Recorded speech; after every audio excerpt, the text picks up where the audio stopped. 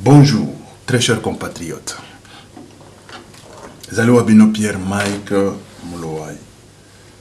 L'autre heure, la situation, il y a la République démocratique du Congo. Makambozo le Kanakati, il y a la République démocratique du Congo. Puis les bandes, il y a la République démocratique du Congo. Congo Nayo, Congo Nanga. Congo, il y a besoin Saba Congolais. Sans tarder, token na lombango, la situation. Il y a Liboso, la situation, il y a interdiction de quitter le territoire. Albert Yuma, interdiction de quitter le territoire. Nathalie Labino, Nathan Labino, bateau presque oignon soba nani pour la corruption, une grande corruption. Oyu, mais Oyu Batangawa, personnellement, j'ai vite compris que les corruption Oyu. Ezali ebimi mais ezamouké, ce sont des millions, mais tu as vu que batouana baibi ba milliards. Et voilà, je suis en train de chercher ba na bango ba kombo na bango tout, interdiction de quitter le territoire. Voilà, wana na aéroport na bichingo bila partout, bazana problème, bakoko bima territoire te.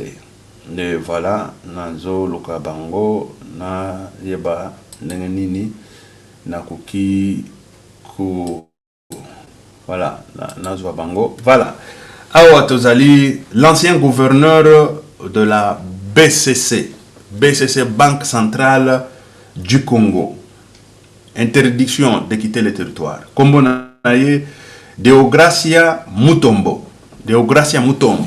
na minute oyo okobima territoire ya République démocratique du Congo te bako bazana kati kuna tokolobe la situation wana oyo Deogracia Mutombo, interdiction de quitter territoire. Albert Yuma, boyebi Albert Yuma ya depuis banane interdiction de quitter le territoire asali sa mariage ya mwana na ye na intercontinental. Mwana muto afuti ou yo tata muto futi yo tata ofuti osala kanini po futa ka ba million wana. Voilà, wana ezali nani Albert Yuma, tozali na président sortant de la FEC c'est FSC, Jacques Kamenga, interdiction de quitter le territoire. Des directeurs de BCC, des directeurs, il y a BCC, interdiction de quitter le territoire. Et le cadre de la Raw Bank, le cadre pays à Raw Bank, interdiction de quitter le territoire. Sont interdits de quitter le territoire de la République démocratique du Congo. La frontière union c'est ça qu'on kangama pona bango na minute bako bimate. Voilà. Décision de la Cour des comptes qui ordonne le gel de leur avoir au niveau. Nini tuzokende ba gelé ba avoir na bango déjà. C'est la Cour des comptes oyo isalaka pour contrôler misolo ya bato, contrôler misolo et tout ça. Cour des comptes msala nango yangwana ba gelé ba avoir na bango, ce qui veut dire ba compte na bango ba kokota lisusu kuna te ba ko bimisa misolo te ba ko ezali gelé. Ici on parle de quoi? Et voilà. Ici on nous dit la décision de la Cour des comptes qui ordonne les gels de leur avoir au niveau de banque commerciale. Na banque commerciale. Bako. Depuis quelques jours, l'ancien gouverneur de la Banque centrale du Congo, Deogracia Mutombo, est accablé par des dossiers de 15 millions de dollars américains et près de 9 millions de dollars américains, point 800 000 de la générale de carrière et de mine, Jekamine. De la générale de carrière et mine, Jekamine. Moutoyo a déjà deux dossiers. Deux dossiers. Premier dossier, Wana et Azali, Deogracia Mutombo. Deogracia Mutombo a deux dossiers. Dossier à Liboso, Ezali a 15 millions de dollars américains. Dossier à Mibale, Ezali a 9 800 000 de dollars américains. De la générale carrière wana Jekamine Toloba, en bref, il y a Jekamine, voilà. Wana disparu à la Banque centrale du Congo. Mbo et bungi kaboy na banque. Congo. Et ces gens-là, ils sont dans la liberté. C'est comme ça les Congos. La peine de mort. La peine de mort pour Nabatouya, le lingo yo batouyo. Pierre Mouloaï, président de la République, boy ba déjà que c'est la peine de mort. Bako yoka na kalisusu na mabelo yote. Sinon mboka wane ko kendaka liboso te jamais, jamais. Écoutez, bolingi ke to batela batoyo. Batoyo bazo ba mboka wana. Mais bao bazo bota mawana. Vina bango ezokufa. Ebele ba boyebi bana mususu ezali ba effort. Ndezo sala ke babima bazala na bomoyi et tout ça ba maladie et ronja bango pourtant bazaki bana mike. Mais ce qui est intervention chirurgicale, ba intervention médicale, ba intervention mbele bazala kali susu te na planète oyo. Boyebi ba makambongo. Mais bana wana bazo kufa na kati ya République démocratique du Congo, mais bazana droit ya vivre.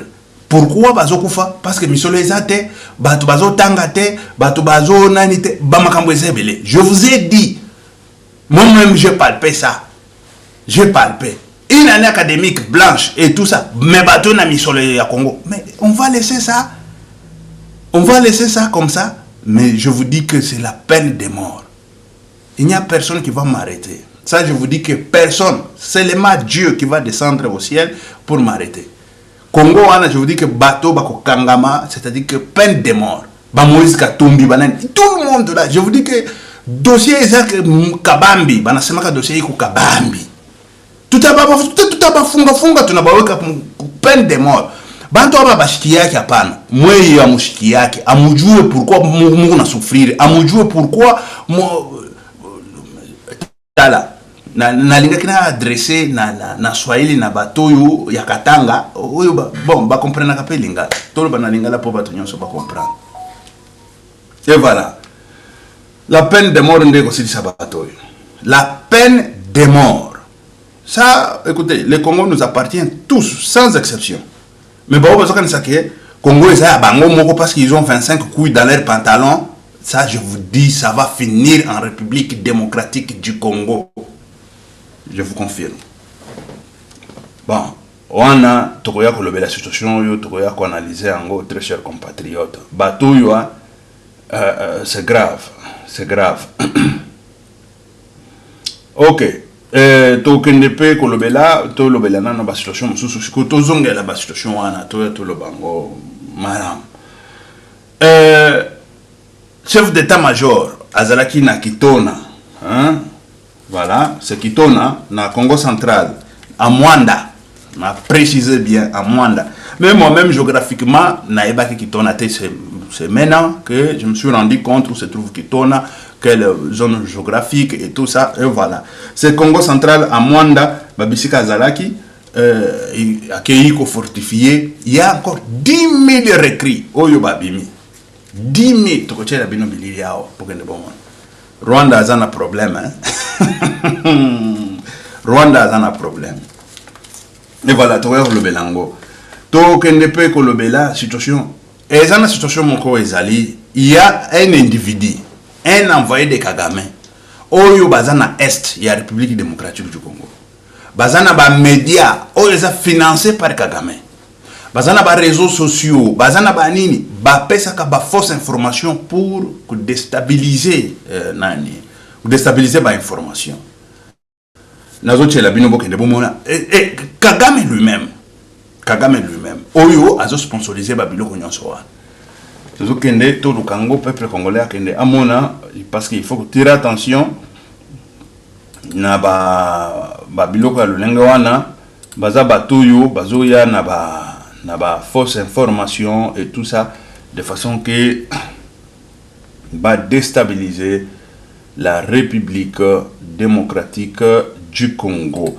Mais il faut tirer kaka attention mingi de façon que batuana excusez,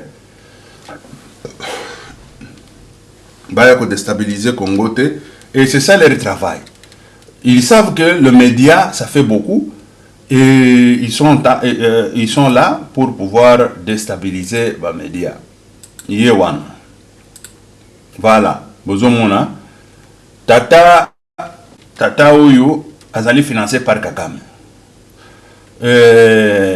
Bozomona ndenge ezawana ba photo nyonso yango wana toche to banda nano na nani bozomona Yewana elongi na ye. Azali financé par Paul Kagame. Oyo akoti na kati ya République démocratique du Congo. Azali bakote nyonso na Kivu Nord, Kivu Sud, Kivu ti Kigali bakote nyonso wana. Voilà, Yewana na Kagame. Yewana na Kagame bozomona Yewana. Yewana na Kagame. Et c'est son travail. C'est son travail. Oyo bafutela kaye misolo. Il est dans l'est de la République démocratique du Congo. Babisika Oyo azokende na ko déstabiliser. Et dans les réseaux sociaux, azotia n'importe quoi. Et le gouvernement ramasse tout de n'importe quoi pour mettre dans les réseaux sociaux. Et voilà, le côté, et puis ministre de la télécommunication a tiré attention à Babiloko à Tchaka parce que ce sont bateaux ou Baché et pas ya Kagame. Voilà, Bangoana. C'est un individu Oyo. Vraiment, Tchakiye, Moussala Naye Yangoana. Moussala Naye Yangoana. Pour n'attendre Bakombo Naye, ça ne sert à rien et tout ça. Mais sauf que, Batou Baebi, Bomoni déjà que Azawana, criminel Wana, Azoya ko déstabiliser information Oyo, Ezoknena Kolekanakati ya République démocratique du Congo. Ezali médias ou ezali sponsorisés par Kagame et tout ça. Wana tout tira attention bisonyonso et à la côté gouvernement et à la sokneni. Bon, to koti na situation oyo toyoki ba troupe msusu ekoti na kati ya République démocratique du Congo. Et ça c'est à prendre avec des pincettes oyo kaka pa. Voilà. Des drones, tout le monde déjà ministre de la télécommunication a lancé. C'est vrai que les alliés habitude ya Kagame, yangoan, ya kolansaka, soldat, c'est ça son habitude. Est-ce que c'est ça, c'est le moment où batindi ou batinda kaerni? Parce que tant ministre de la télécommunication a lancé les biso est-ce que bakota ki ernini? Bon, drone et kangi bango, drone wana, est-ce que nous avons besoin de komona kaka bato bazo kota c'est fini? Pourquoi pas boebi ke bango wana bazo kota? Moi, ceux qui avions de guerre et la mouki et qui est bombardé parce que la première des choses est ali qu'on surprendre bango. N'enga pas surprendre bango avec des drones. Drone et ebi babisika ezali. Avion ezokende koluka bangote, avion ezokende siko précisément bayebi baza babisika songolo bazokende babwakeli bango ka babombo mbala moko ba. Soki avion et la moki et beti tour moko bango kuna na ngambo c'est un peu difficile pour balancer missile contre avion parce que ils ne sont pas préparés que avion ko commande dans quelques minutes dans et ça même automatique té bazana radar té bazaka nangote exactement avion izo bandiko ekeye ezongi nda avion ezali kolo bakende mbango pour ba se préparer. Mais quand vous avez le drone, et le drone est kangi bat, babisika bazali, ou bazo côté et tout ça, mais avion est qui surprendre, et quelqu'un tour moko, et bombarder, boum, ce qui dit 3 bombes, babisika bazali, vous allez tout d'abord déstabiliser, et que tout ça, déjà, koufi, et tout ça. Mais oui. Parce qu'on ne peut pas continuer comme ça, n'a pas fausse information, Rwanda a installé et c'est pour ça que nous sommes là pour recadrer il faut recadrer la République. Nous tous nous sommes en train de veiller même gratuitement, on ne paye pas même un franc, mais on est en train de veiller sur la République, c'est notre République. Mais il y a des gens qui sont payés bafuti bango et puis comme très du sous bazoli à gauche droite bazoli na ba rwandais na ba ougandais et ça y est dans le gouvernement et ça on peut admettre ça baza banani oyo bakanga makate baza banani oyo tokoyeba te to mona kaka général Chiwewe azoyawa azo dénoncer. Tu dénonces quoi? Nous voulons que okangela biso batwana bango yo tokangi azalaka na ngamo bango tokangi tout ça. Qui est Dieu dans ce pays là? Ça commence ça pays wana eza biso tout olingi kimia ekota ezali muto asakani bokangi ye botie na boloko. Mais c'est comment ça? Akasakani peine de mort akekuna. C'est comment ça comme histoire? Et voilà. Situation yango wana oyo tozanango na minute oyo ono banani ya ba drone ezao. Na wache la binote. C'est nul. Quand on prend des photos avec précision, avec tout. Mais ça, c'est pour faire quoi avec? Il faut que l'avion et la moki et qu'il y ait bango parce que radar était automatique. Même radar ango est automatique. Radar, il faut pas finir un bouton de façon que missile est kende. Mais c'est comme ça, non? Il faut pas finir un bouton pour de façon que missile est kende. Hein? Et voilà, et c'est ça la situation. Nous avons fait une photo, et tout ça, peut-être nazo le mela ya zrala ya lolengoana ya nani. Non, et ça makambo et ça correct. Oyo tozanango wana etamboli na réseaux sociaux, ministre ya télécommunication a biso yangope. Yepe a relayé comme si bon bango basana banani information ezakuna. Est-ce que c'est vrai? C'est ça. Mais si cela est vrai, pourquoi pas attaquer Batouana tant que Bazokota, s'il y a déjà une perte de 50%, il y a Batou, il y a le Lengoana, l'obi Bakokota, les choses. Vous comprenez? Et voilà. Nous avons un bino parce que tout tcha, pour Batou Bakolobake, peut-être que nous fondé, Babiloko a fondé. Nous avons fondé le peuple congolais à Kende, à Mona, la situation est à Nengenini. Voilà. Sinon, biloko wana yango te azo fondé biloko na ye. Mais non, je ne fonde rien. Toujours ya to tia peuple akende amona et tout ça. Parce que des radars, oui, tout le monde y va côté et tout ça. Mais c'est comment ça? Et pourquoi pas détruire bateau? Pourquoi pas? Yango tozotona. Pourquoi pas détruire bango? Tout le monde a kandenge ba kota et sengo ya biso yango wana. Hein? Armée de l'air tozana ngo ya musalani. Ndesika ou armée de l'air, il faut essayer la musala. Et quand on sait déjà que Batouana bakota kanalo lengo wana, il faut attaquer bango, il faut les attaquer de na ba façon wana. Et voilà. Parce que ils allient drone nde zui bango. Mais il nous faut nani yango wana. Bozomon. Et voilà. Posons mon ba criminel. Côté où il y a Tongo. Voilà. Kalengera vers Tongo. Posons mon.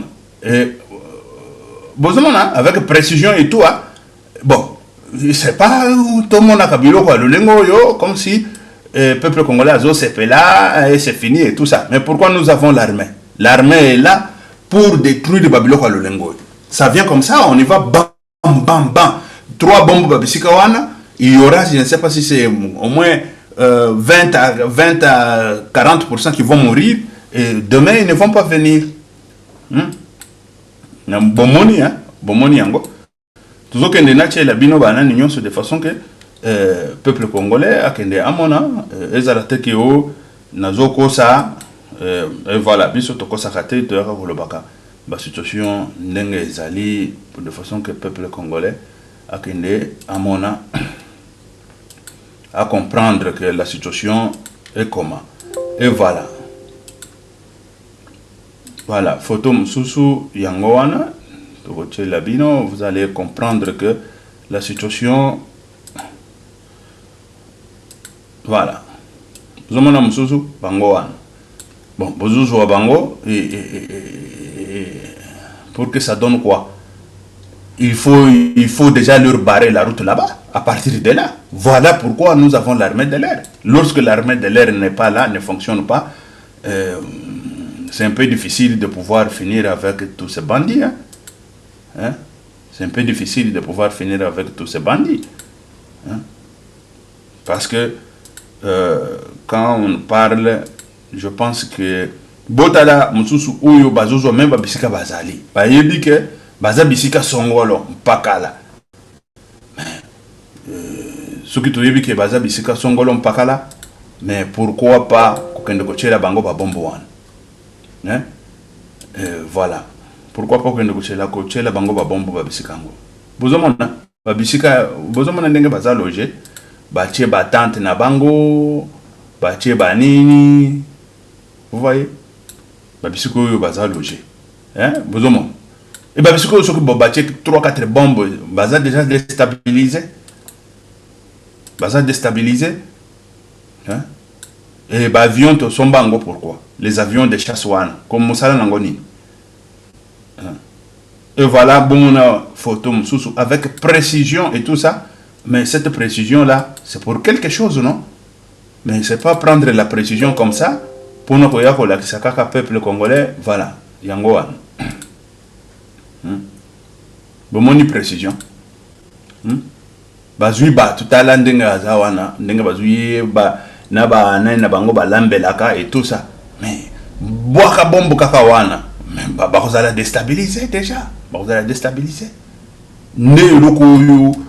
Armée de l'air et ça, armée de l'air, et ça, c'est nul. C'est nul. Combat, il faut Ezalikolo Nassé. Ta Ezalikolo Mingi, Bango Po Banani, et vous allez moi passer. Il faut finir avec ça le plus vite possible. Voilà. Dans l'équipe, dans la situation, toujours qu'un discours chef d'état-major. Hein? Après banani msusu koya ba Moïse Katumbi tukolobela ba makambo za tellement belé très chers compatriotes o tukolobela mais tokena na lombango chef d'état-major na Kitona 10 000 recrues oyo bazawana déjà na base ya Kitona ba bisi bango bitumba wana bino batu bokosi sango boye ba voilà nos compatriotes tolanda na chef d'état-major na Kitona. Qu'est-ce qui se passe à l'obi ndenge nini? À l'obi ndenge nini na ba recrit na biso. Voilà, Tolanda.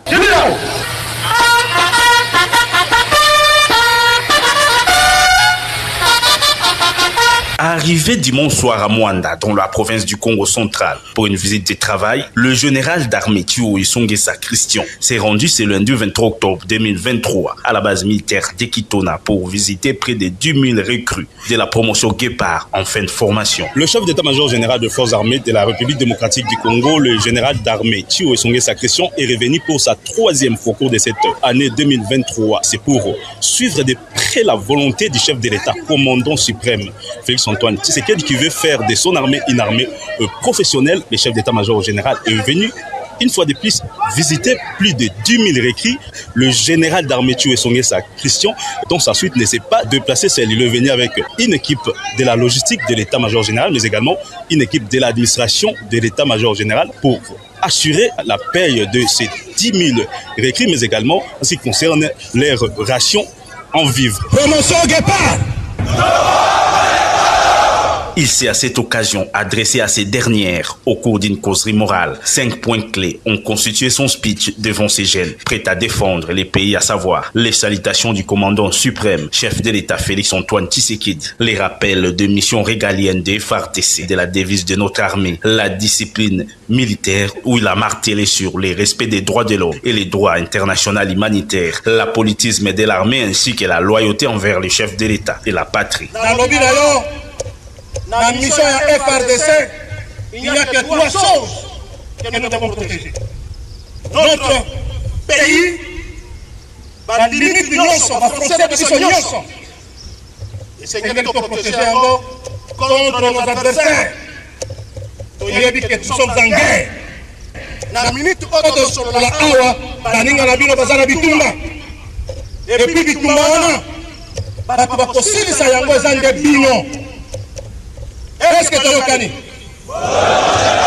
il a clôturé cette journée par la visite des cuisines à gaz en construction. Voilà. Wana Tolandi, chef d'état-major, Chuewa Ndenge Alobeli armée Nabiso, il y a 10 000 effectifs, et ils ont komata, ils ont formé des soldats de façon que guerre ou tout ça n'angona est et si la paix ya libela. Il libela peo ya libela. Quand on fait du boye, tout cas qui nous dans l'est de la République nalobi nungu. Moi, nous on vient avec des faits. Makambo oyo, eza ba nungu oyo, tu ya Kagame, ba media Kagame bazo ya ba cheba, parce que bango basi ba yebi que information, eza formation na information. Eza biloko oyo etele misaka, mboka etele misaka bato, etele misaka nani. Siko bango bazo po ba déstabiliser peuple, na ba nungu ya lukuta, omoni ba tie tout ça, zoka lukuta, na la kisaki bino, bao baza ba maître ya ba nani wana. Baza na ba canal ya ba télévision, na Rwanda, baza soki na 10 000 comptes ya faux, na kati ya République démocratique du Congo, je vous dis, 10 000 comptes ya faux. Ba faux compte, oyo ba tia, pour ba déstabiliser na. Donc côté ya Goma, ba soda et indi soki Goma va tomber. Mais non, Goma va tomber comment et où? Liboso ba banani parce que ba patriote tout d'abord ba ngoma comme militaire na biso ezala et indi gauche droite ba patriote na biso baza ba o baza kuna bazokende na kuluka ndenge nini bakokima oyo ba M23 wana bazoluka ndenge nini bakokima Rwanda côté na ya azoluka ndenge nini guerre wana ekoma cheyete et c'est ça le grand problème bitumba o ezawa guerre wana ekoma cheyete guerre ezalaka na kati ya République démocratique du Congo vous avez déjà compris et puis basi babimisa bazolo belango neti je bazo seka bazoka elenge mais guerre c'est tali chez bango et c'est tali déjà chez bango ndeko banga nyonso Kagame akomi ko banga kolela lela o Kagame akomi kolela yango wana total communiqué ya chef d'état-major communiqué ya gouverneur militaire oyo bazali na Kivu kuna communiqué na bango de façon que tout le monde soki ndenge nini na éviter si la situation vous permettre biso bien je pense que ça va nous permettre tout le monde communiquer et lobby ndenge nini communiqué il y a gouverneur voilà yango wana bozomona communiqué yango wana République démocratique du Congo province du Nord Kivu cabinet du gouverneur communiqué de presse numéro 01/0035 cabinet PP 23 et tout ça. Son Excellence, Monsieur le gouverneur militaire adjoint intérim, c'est l'intérimaire, intérim de la province du Nord Kivu et commandant des opérations, le général-major Sirimwami Kuba Peter, porte à la connaissance de la population du territoire de Nyaringongo, de la ville de Goma et ses environs que des tirs à l'arme lourde et légère qui se sont fait entendre en date du 23 octobre 2023 dans notre zone de responsabilité sont l'œuvre de deux groupes armés qui se sont affrontés en profondeur du village Kanyarushia. Et ça c'est clair, hein? Là, nous tous, informés de la situation, l'autorité provinciale a instruit l'arrestation immédiate de ces fauteurs de troubles par les services de défense et de sécurité et leur déférement devant la justice. Au regard de ce qui se précède, Son Excellence, Monsieur le gouverneur militaire des provinces, intérimaire de l'intérim et commandant des opérations informe qu'une présence des éléments de groupes armés ne sera tolérée ni dans la ville de Goma, ni derrière les lignes des forces armées de la République démocratique du Congo. Le récalcitrant subiront la rigueur de la loi. Signé, fait à Goma le 24 octobre 2023. Njeke Kaiko Nguilom, lieutenant-colonel. Wana et fin des citations. C'est là, très chers compatriotes. Bomoni dossier, le dossier est là. Nous, on vient avec le fait, avec des informations pour pouvoir informer le peuple congolais de ce qui se passe. En attendant, parce qu'il y a eu des rumeurs à gauche à droite que Goma va tomber, Goma ceci c'est là, babangi, hein, babangi, comment Goma, ce qui Goma est quoi et tout ça, mais ce qui Goma est quoi et pesi ce qui n'est pas ce qui n'est et tout ça, bon, yango wana tocheli bino que Goma est en sécurité, soyez tranquille. Le gouverneur a fait le communiqué. Le gouverneur, il a dit que ce sont deux groupes armés qui s'affrontaient. Bon. Et quand on parle de deux groupes armés qui s'affrontaient, ils ont des groupes armés, et puis ils ont autorisé des dépôts comme en Goma et tout ça. Voilà.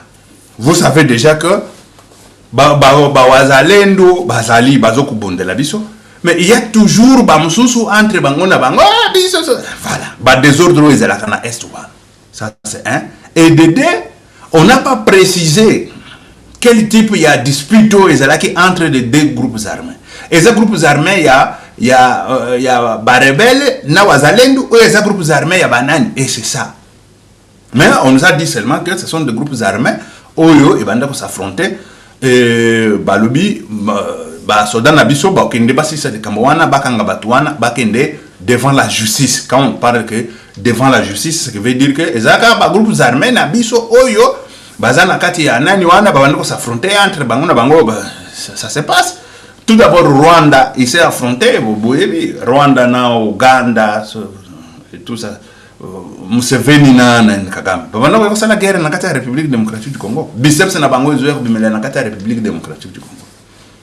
Et si ko bato mo groupe wana babando ko sala biliko lolinga wana pembeni ya Goma et tout ça ba gouverneur militaire balobi on va finir ça ba ko kanga bango ba okende devant la justice. Ce n'est pas que Goma est tombé, Goma a attaqué. Si on aurait attaqué Goma, on nous aurait déjà informé par des autorités. Même pas par les autorités locales, mais même par la société civile. Parce que quand on parle de la société civile, nous tous, nous sommes, excusez, tous à l'issue de la République démocratique du Congo. Bisognoso, tous veiller sur la République démocratique du Congo. C'est ça qui fait que, mutuso ka mone loko, azui moi bilili, boaki, bande ko bofandi, bilili yangoyu, ezoleka, telle part, et tout ça. Et so ba media oyo ba ya Kagame ba sala po ba ya ko tchaka désordre mais non. Et voilà ce qui se passe dans l'est de la République démocratique du Congo. On est là tous, nous sommes des surveillants, nous sommes des vaillants guerriers oyo toujours que nous veiller sur la République matin, midi, soir. Tout ce qui a été dit à Goma, le Goma va tomber, le Goma est attaqué par des M23, c'est nul, c'est zéro. Bazana mkutu kunate, ba M23 wana. Bazana mamana problème. Bazana difficulté. Balingi suko ba déstabiliser kaba nani. Fausse information et l'équipe pour armée na biso la déstabiliser. Diaspora na biso la déstabiliser. Peuple na biso la déstabiliser à gauche à droite. Muto sala ni fion azate. Ça je vous dis. La fois passée dans le Belaki situation il y a Bawazalendo, Bazaki na frontière, il y a Goma. Je vis les commentaires parce que toujours on parle d'interactuer d'actualité, interactuer, hein, ce qui veut dire on est en train de s'échanger à partir il y a commentaires et tout ça Ce qui osana les kambu chango na commentaire, komango na commentaire, tiape j'aime, eza malamu mingi, osabone pe, eza malamu mingi pour tout la msakana loyo et kende liboso. Nous sommes victimes, vous le savez. On aurait déjà eu 300 000 abonnés. Déjà 300 000 abonnés. Mais on a bomaki canal nabiso, basali, désordre et tout ça. Mais tout là que bango que nous sommes des peuples congolais, rien n'est impossible. Tout là que ça va rien n'est impossible, tout est le canal et que nous tous ensemble. C'est en partageant les vidéos, aimer les vidéos, mettre les commentaires, ce que tu penses, on lit tout. Moko, excusez, Moko a checké commentaire à lobby. Bazalendo bazaki na frontière, mais je vais vous chercher la vidéo parce qu'il faut que na ba image, hein, tout là que ça ba image et puis j'étais na précisé qui bien. Tout lobby na petite porte y entrée ya Rwanda et petite porte wana tout le bas qui peut bien que baboma babisika wana baboma policier na biso moko. Il vous souviendra bato balandaki situation que baboma policier na biso moko oyo yai malentendu avec des soldats rwandais. Bango ba beti des masasi et yé et bomi policier na biso policier wana peuple azwa ki policier ake kukunda na colère na marche, une grande marche, mais cette fois-ci marche ça la maki à la frontière là ba wazalendo bazawana na minduki na bango il n'y a personne à Fongola ni A ni B côté ya Rwanda pour acha lisasi na yé nane parce que ça yebiso ka acha lisasi directement ba kokota kawana directement au guerre ko banda kawana. Ils savaient déjà que ici c'est la provocation. Ils ont appelé Kigali lobby. Botika la kagana. Bo meka kotia lisasa na bino konate. Soki lisasa katisi kaka na ngambo. Boyeba ke bawazalendo bakokota. Mais oui, ça c'est clair et net. Nazo yana cha bilili, ba oba mona ke ba bilili tambolaki mais je m'étonne de komona ke parce que na cha bilili j'avais dit seulement comme ça, mais il y a des gens au bazotia commentaire lokota soki ndengeni. Toujours le capabilité tout la bino peuple congolais parce que ici tout le baka likambo soki eza yango te tokozonga to le vite o to le baki ezala ki boyete ou to corriger yango ezala ki ndenge boye ezala ki boye mais soki eza lo lengo wana pourquoi pas tout le baki eza lo lengo wana bato ba ya bacha commentaire que yango te et tout ça ngana c'est na loba soki na lobi likambo eza yango te j'aimerais voir quelqu'un vient et dit non ça eza boyete ezala ki boye pe to luki ba information il y a solo ce qui est ezaki le lengowana on va remercier à celui qui nous a donné des infos mais si ce n'est pas ça il ne faut pas venir avec mensonge koya kotia. Nous voulons que le peuple congolais soit informé matin midi soir na ba information correcte et juste toujours le cas moi vidéo oyo eko komona na malam parce que il y en avait au moins quelques mais je ne me rappelle plus. Voilà, je pense que je suis tombé sur voilà, je suis tombé sur ça. Heureusement, Nazo Tchelabino, hein, le peuple congolais a kende. Heureusement, na tombé nanani pour que ne bon petite porte. Na bazo zoelango côté à Rwanda. Bililwana bazo zoelango côté à Rwanda. Côté à République démocratique du Congo nde babisika marche ezalaki, manifestation ezali. Mais bazalaki na ngambo ya frontière côté à Rwanda ne bazo zwabili. Je vais vous montrer. Tozo tshela bino.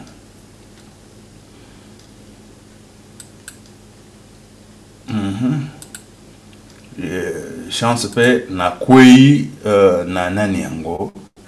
Je suis tombé sur image yango, c'est ça.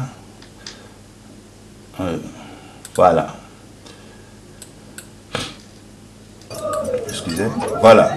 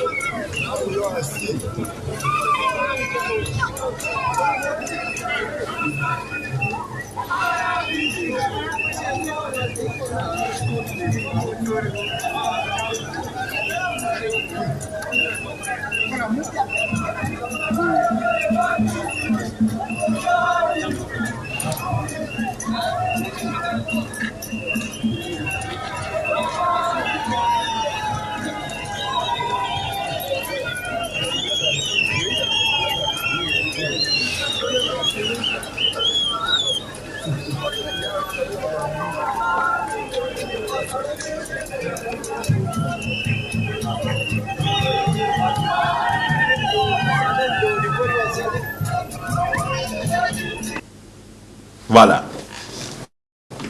Imagine yango wana elobi yango moko.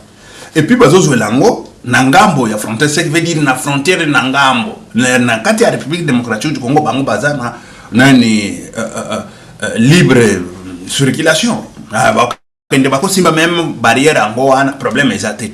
Mais ce qui bakomi na ngambo kuna c'est là où se trouve un grand problème. Mais babisika wana baboma ba policier na biso. Babisika wana il y a eu des morts de nos policiers à nous, peuple congolais. Oyo ba kanda ekanga bango pona makambo ezo kana koleka na Rwanda na bakote ni nyonso wana oyo ya République démocratique du Congo ndenge tout souffrir. Policier na biso asasi soki na nini bango masasi ba bomi policier na biso là-bas. Mais aujourd'hui là est-ce qu'ils ont essayé bango wana anteni et bililo oyo bazoka ngelango na ngambo ya Rwanda. Et vous avez vu la barrière, non? C'est pour vous dire que c'est de l'autre côté il y a barrière et que de l'autre côté il y a barrière c'est Rwanda. Excusez très chers compatriotes. De l'autre côté c'est Rwanda. Et bah vous allez à la porte, la frontière à Rwanda, à la porte, la petite porte.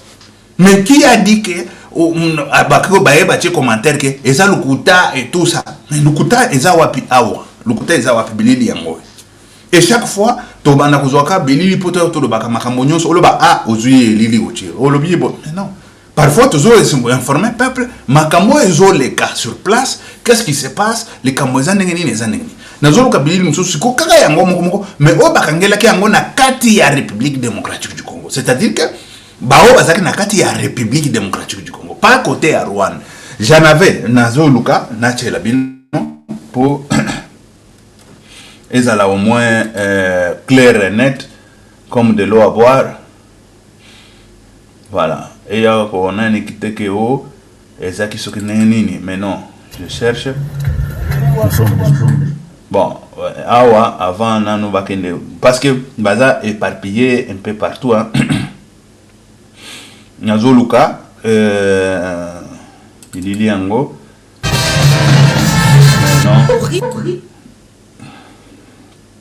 Non. Ce qui a été pris côté la République démocratique du Congo, n'a moni en côté, excusez-moi mais non. Ce qui a été pris côté la République démocratique du Congo, n'a zaki nango mais na bongi et bongi ba image et bongi. Je voulais bien vous colakisa na peuple congolais. Ce qui s'est passé, c'était quoi? Voilà. Voilà. Bon. On a Babilili et tout ça, il y a Basake, il y a Banini, et tout ça. Bon, ce n'est pas aussi grave, mais sauf que déjà tout le monde comprendre déjà que le côté est à la quitte et au Bilili les aki na côté à République démocratique du Congo. Ne Bililo est là qui bango na minduki bazo sala ba marche wana bazo yemba na minduki à la frontière. Wana ndebo c'est parce que c'est na kati ya République ndebo isika babazwili yango na minduki bazokima baza na kati ya République balobi biso yo danani balo bakaka tokatisa tokende Rwanda balo ba tokatisa tokende Rwanda. Mais oui, c'est pas que la minute où il faut oublier les histoires là que M23 en puissance, M23 a pris Goma, M23 a pris je ne sais pas quoi. Oubliez ces histoires là. Oubliez même on a envoyé des troupes venant écoutez, Rwanda Mobimba Baya. C'est ça qu'il faut dire. Rwanda Mobimba Bakatisa. Tala, tant qu'on a bitumba ezali, ok bitumba ko? Mais oui. Tala. Biso tanto bundaka bato baza groupe ba komi ko sakana na yo otali bolubi bon baza groupe soko beti moko yeba ki mususu akoko ko réagir soko beti mususu pe akoko ko réagir et tout ça mais quand tu commences déjà c'est pour finir ça, c'est pour finir otali baza groupe otali bango calculer onano otali baza combien ba koza la 5 ba koza la soki 4 bon yo za yo moko ko sala nini tawa atakeka moko alali otali mususu olandi boy ta bandi ko kima déjà ba mususu ba bandi mbango ba bandi na bango moko mbango kaka ozayo moko me ba bengeli yo ba police ba nani mais bango ba za ebele ba bako bareyo soki olali pongia. Mais oui, babareyo pe bakei. Ah, il faut que ça la lengwana. Sikoyo Rwanda zo batindi banani. Tozolo bana na nani wana ministre ya télécommunication abisa kabiso ba biloko lengwana le susute. Il faut toyeba parce que tozana bitumba na Rwanda. On le sait. Atinda te, on s'en fout pour le moment, c'est conquérir le territoire et aller au Rwanda, conquérir le pouvoir, tout le président au Toningi Kokotia. Point barre. Parce que, biso toza basi na bango te, baya kabasa kana biso que Rwanda a fait Rwanda, to komi basi na bango. Toza basi na bango te. Et quand on s'attaque une seule fois, comme on a commencé, c'est pour finir ça. Bakendeke na kitona, 10 000 recrues, bango wana. On en avait déjà 40 000. 10 000 recrues. Bon, toi tu as 40 000 en général. 40 000, c'est déjà beaucoup. Pour toute cette situation, qui tourne et on a pompé 10 000 na Tchela Kibino. Et 10 000 c'est pour aller faire quoi? Pour tout Rwanda envoie des troupes. C'est quoi ça comme histoire? On sait que Rwanda envoie des troupes depuis des années. Avant que le ministère wana ya télécommunication existait, on le savait. Il ne faut pas traumatiser encore la population. Rwanda a envahi. Oh, le drone a pris. Le drone a pris quoi? Tout le monde a drone et c'est ça que nous voulons. Et Rwanda atindi ce que 28 000, ce que 27 000 armées na Congo. Et c'est ça que nous voulons. C'est ça même le défi. C'est pour finir tout ça, le grand défi à relever, c'est ça. Le grand défi à relever, c'est le 27 000 hommes de Rwanda là, il faut en finir avec. C'est ça même le défi. Est-ce que d'autres défis sont anonymes? Parce que tant que Kagame est vivant, tant que Kagame est au pouvoir dans ce pays-là, on n'aura pas la paix au Congo. Parce que lui, il vit du sang des Congolais, il vit de nos minéraux, il vit de tout. Tant qu'il est là, il faut se mesurer à 27 000 hommes de Paul Kagame. Il faut se mesurer à ça. Ce n'est pas que oh, drone et Zui Banani. C'est quoi ça comme histoire? On sait que Batkati Saka matin, midi, soir. On le sait. C'est ça même le problème, on le sait. Mais pourquoi pleurnicher et tout ça? Bakota, il faut les inviter. Envoyez-les. On les attend. Envoyez-les. Mais c'est comme ça. Quand on commence la guerre, on commence Banani. C'est comme ça, non? Hein? Quand on commence, on commence. Hein? Ce n'est pas que vous toujours je vous dis que na civil est à côté Bitumba. Tout le monde nous sommes dans la guerre. Tout le monde. Tous nous sommes dans la guerre. Toujours c'est la 27 000 il y a Kagame wana. C'est ça. Ou bakati si na Congo baye, to lia bango na Congo, ou to kati se li bango na ngambo, to ke ko lia bango na ngambo. Parce que ceux qui toquent na ngambo te, Kagame va continuer toujours à le faire. Il va continuer toujours à le faire. Je ne sais pas si vous comprenez un peu le discours. Et c'est ça. On ne se mesure pas à des petits là M23 qui se trouvent dans l'Est. Non, mais non, on ne se mesure pas sur ça. On se mesure à Kagame. On se mesure à l'armée à Kagame. C'est là où on met notre quoi? Notre barre. C'est là où on est en train de mettre notre barre. On ne met pas notre barre avec M23. M23, c'est Ouazalendo qui va finir avec ça. Mais même la barre là de Kagame, notre armée qui va finir avec ça. Ça, c'est clair. Mouya yakolela kabiso lisusu babiloko wana te. Ko postela kabiso lisusu babiloko wana. Oh, Rwanda bakoti, bakota bango tout. Bakota. On en a besoin. Bakota na Congo. Il faut finir ça, il faut finir. Mais quand est-ce qu'on va finir ça? 30 ans. Biso nyonso yo tozaki bana mike tokoli, tozokuta ka bagera ngo nani to bana na biso pe bakobota et tout ça, bana bagera ngo. Comment ça comme histoire? Pour nani Kagame il est qui? C'est quoi ça comme histoire? Et voilà la situation. La situation dans l'Est, Yangoan. Toujours qu'il ne s'est pas communiquer. Avant de côté situation, Moïse a tombé discours à Sali, Nakatanga, discours moko impoli, Pima Oyambe. Mais c'est quoi ça? Un impoli comme ça, comme président de la République. Un impoli comme ça qui parle les Swahili là des. Même tout à mon Kenya, basama que Swahili là, pas là. Hein? Tu connais les Swahili des Bayangue. je ne comprends même pas cet homme. Il était gouverneur comment il a dirigé ce pays-là et dans quelle langue il a dirigé ce pays-là. Il signait des papiers comment, je ne sais même pas. Moi, je ne sais même pas. On va parler, mais pour le moment, tout ce il y a nani situation où il y a IGF, document il y a IGF tout d'abord, tout bandawana, et après toute la même image tout d'abord, tout bandanana, voilà. Communiqué, où il y a IGF. Communiqué de presse. L'inspection générale de finances informe l'opinion nationale qu'elle n'a pas eu à valider un paiement par les fonds de promotion de l'industrie FDI de 27 millions de dollars américains. En chiffres et en nombre et tout ça, voilà. En faveur de la société Samcret pour la construction de la route nationale numéro 1, tronçon Kananga-Mbujimai. En effet, depuis le mois d'avril 2022, cette société avait déjà bénéficié d'un paiement de 27 257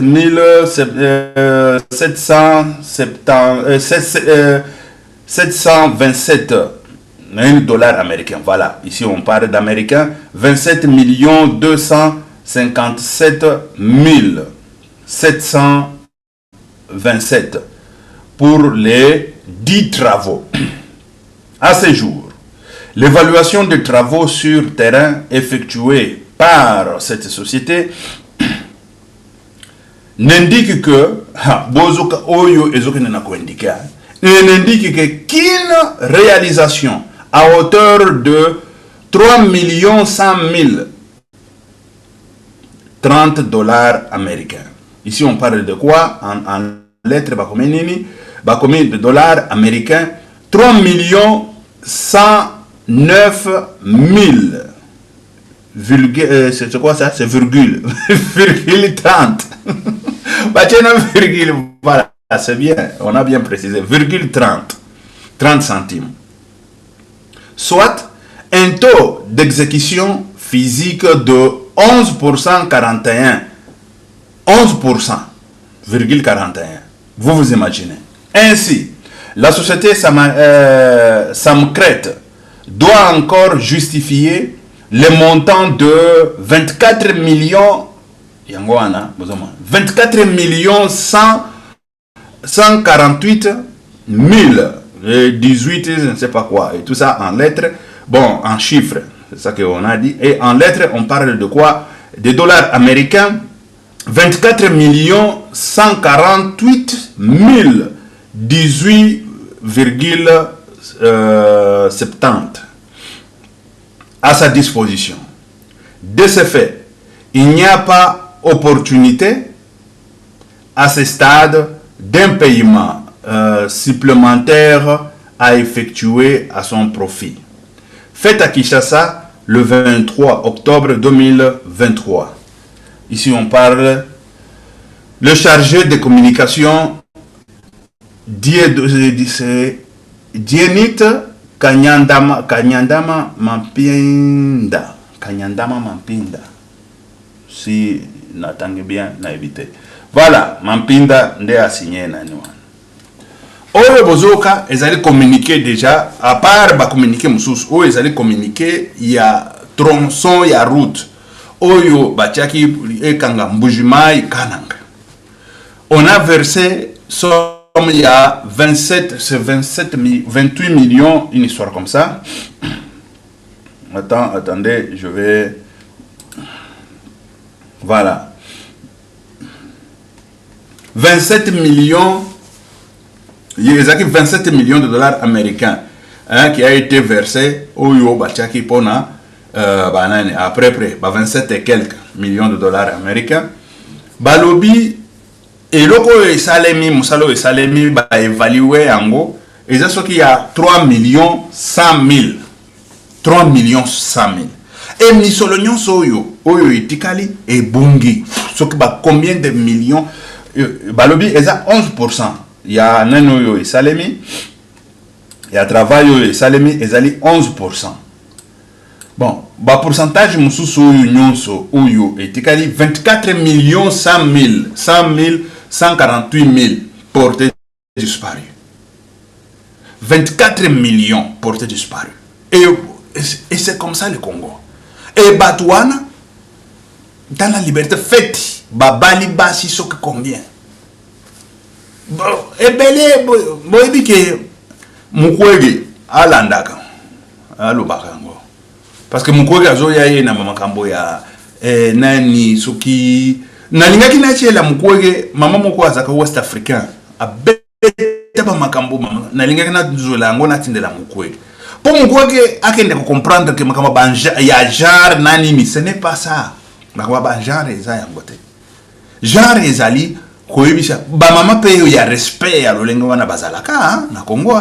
Ezana ba mama oyo ozomona kazokenda teki et tout ça, appeler Pepper Chimbok, pera enango. Tant Pepper azui, appeler maman liputa soki ya super. Ezana ba papa oyo appeler maman na ye Jeep, apesa maman Jeep. Kozo na chauffeur pe ko pesa. Mais ba maman mususu azui na chauffeur ango a bongoli chauffeur a komende jona ye. Tomona ango na Congo wana mobile akenda ka Dubai.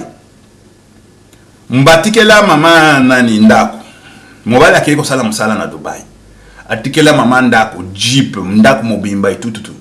Mama wana azwa siko ba chauffeur ba komamba jona ye. Chauffeur ko akomi kolia ba nani biloko. Siko chauffeur akomi kolia biloko, chauffeur akomi tote kandako. Ba wala ndaki biloko ngana zolo ba yebia.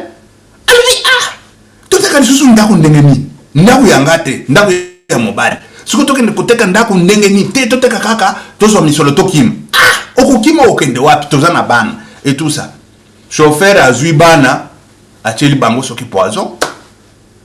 Bana ba me ba kufa kite. Sikoyo azui mwasi achili soki mwasi poison akeko boma mwasi ye azui mikanda aluki mikanda mikanda wana ekomaki na maboko ya chauffeur ndenge nini mwasi ndakenda ko pesa ye sikoyo ezana komba mobali sikoyo mobali chauffeur akabandi ko zo sikoyo ba biloko ba papier po akende ko bongo lango ba kombo et tout ça ba biloko alukota akeko lokapenda ba client po ba ya ko somba ndako akima sikoyo akende ndenge mwasi a résisté pour bateka ndaku yesu ko azui mwasi abomiye bilili ezaka kawa na kolokela bino bilili ezaka na ba réseaux sociaux ba yebi situation ba yebi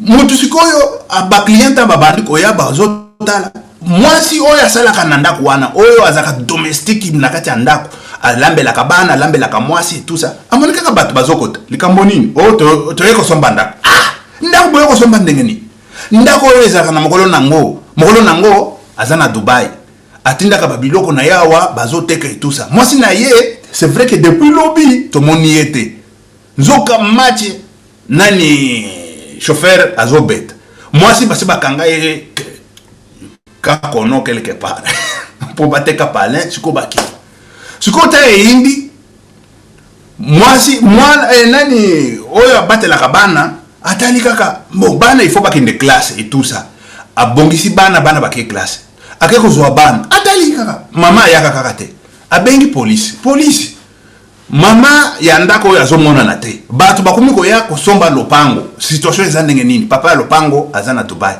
police ebanda ko luka boy na Congo wana na République démocratique du Congo na Kinshasa police siko bandi ko luka batie maboko na ba chauffeur il faut to luka ba chauffeur parce que chauffeur na tambusa ka mama wana soki mama wana zomona na te sikoyo tokoluka nani oya kola kisabiso esika mama wana zali esika ba chauffeur baluki ba chauffeur ba tie maboko tamba tie maboko na ba chauffeur nyoso de ba séparer bango bazaki de ba séparer bango mo batali na kokufa pamba te apoati alobi ndenge zaboy fulani abimaka na mama wana sikoyo balingaki bateka lopango mama a résister abomiye yeza bongo azaki nde mobile na yo mobile na jo na ye te mobile na ya zakande na Dubai. Vous comprenez? Yo sikoyo monsieur là c'est qui le docteur Mukwege Ce qui est la sociologie, que ça existe, ça a toujours existé, je t'apprends. Ce qui est un genre. Ce qui est genre, il y a il y a mes bali babanda ko bengal na kabango na basi ndenge basala kana poto. Des genres la biso na kata République démocratique du Congo. Moi que je voulais comprendre genre oyo ko yebisa ke okotie la biso. C'est ça que moi j'aimerais savoir. Parce que na poto basi nde ba koma ba chef ya bandako ba benga na kamibali na ndako. C'est ça que toi mukwa que tu veux nous amener ou tu veux nous amener quoi? Parce que talaka mutu ye wana zui mwasi apesiye ndako apesiye tout apesiye ba chauffeur apesiye mituka apesi tout apesi vina ye mobimba akeye musala mais mwasi atikali azui chauffeur wana ndako me jona ye azui chauffeur yango sikoyo tete kalopango sikoyo jaro yo lingi o chela biso eza lolenge nini sikoyo taba bomi mwasi wana okoloba ke mibali nde bato mabe ou basi nde bato mabe sikoyo ki jaro ozo ko ela biso eza ya ndenge nini lolenge nini docteur Mukwege. Je croyais que ce monsieur là il a beaucoup étudié mais il connaît peut-être opérer. À part ça c'est nul. C'est nul, à part ça c'est nul. Absolument nul. Oyo kaka. Il y a nul. Voilà. Tozongi sikoyo na situation na biso. Situation oyo il y a corruption. Oyo ba nani. Ba yibi ba mbongo oyo so 24 millions. Ba kenango. Et ça comme si rien n'était, la peine capitale il faut ezala pour la situation de lengo. La peine de mort il faut ezala. Ba bon mabatu ya lengo. To ya na biloko ba jar ba nimité, c'est la peine de mort ici.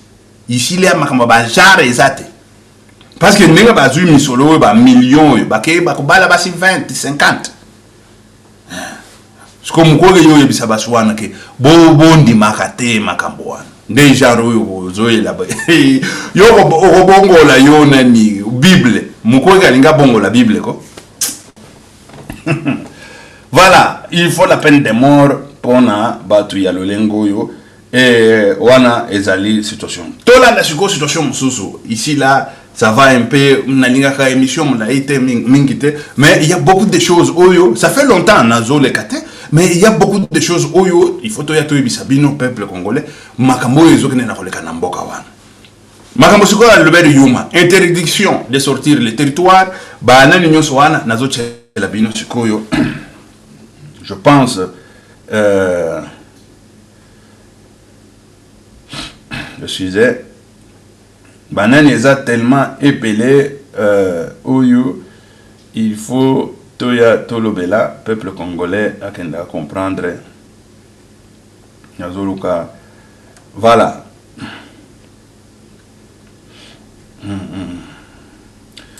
Bon excusez nazo tshela bino bokende bomona situation ezali ndenge nini pona interdiction wana ya Tolanda. Courant de l'année 2021, l'inspection générale des finances a conduit un audit sur la gestion de la Banque centrale du Congo. Cet audit a couvert la période allant du 1er janvier 2018 au 30 juin 2020. En date du 8 mars 2023, le rapport d'audit de l'inspection générale des finances a été transmis à la Cour des comptes. Saisi du dossier en vertu de l'article 127 de la loi organique de la Cour des comptes, le procureur général près cette cour a traduit devant la Chambre des disciplines budgétaires et financières M. Deogracias Mutombo, gouverneur de la Banque centrale du Congo au moment des faits. L'instruction menée par le magistrat instructeur a révélé des faits particulièrement graves, dont entre autres des fautes de gestion ayant occasionné des détournements d'un montant de 25 521 000 $ au préjudice respectivement de la GECAMIN pour 15 millions de dollars et du Trésor public pour 10 521 000 $. Compte tenu de la participation des uns et des autres, jusqu'au niveau actuel des enquêtes menées par le magistrat instructeur, des personnalités de la Banque centrale du Congo, de la GECAMIN et de la Robank sont impliquées dans ce dossier. Il s'agit de Deogracias Mutombo, gouverneur de la Banque centrale du Congo au moment des faits, Albert Yuma Moulimbi, PCA de la GECAMIN au moment des faits, Jacques Kamenga Chumwanga, DG AI de la GECAMIN au moment de fait, Guy Okende Ngongo et Freddy Muganza Beya, tous deux directeurs à la Banque centrale du Congo au moment des faits. et Antoine Kiala Ndombele, directeur à la Robank au moment des faits. Saisi par le magistrat instructeur en ma qualité de premier président de la Cour des comptes, compte tenu de la gravité des faits et de la nécessité que les personnes mises en cause puissent se tenir à la disposition de la Cour des comptes jusqu'à la clôture du dossier, j'ai décidé d'actionner l'article 39 de la loi organique de la Cour des comptes en prenant les mesures ci-après. 1. Le directeur général de la DGM est requis d'interdire aux personnes concernées toute sortie du territoire national jusqu'à nouvel ordre. 2. Les banques commerciales, quant à elles, sont requises de bloquer les comptes des personnes concernées jusqu'à nouvel ordre. L'instruction ouverte dans ces dossiers suit son cours.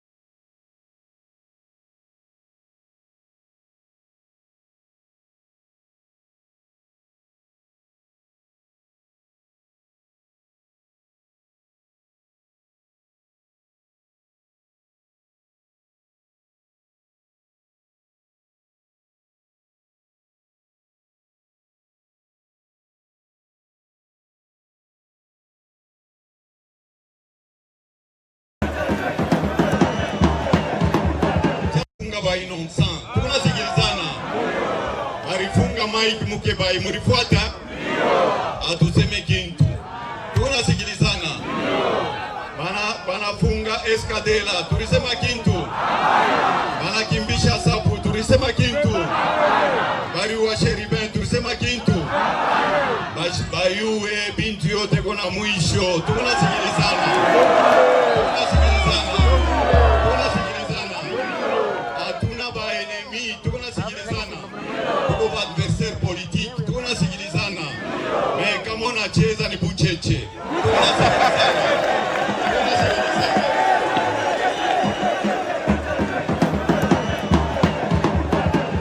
Ba innocent.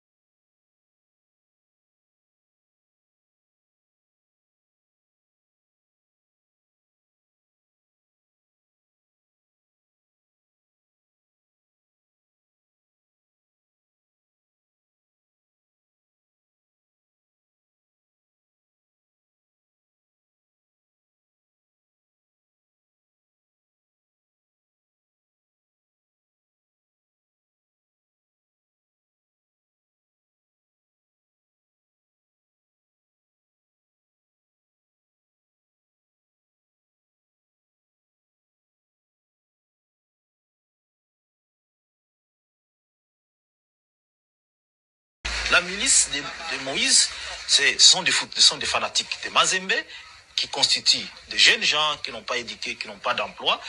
La milice de Moïse, ce sont des fanatiques de Mazembe qui constituent des jeunes gens qui n'ont pas éduqué, qui n'ont pas d'emploi. La milice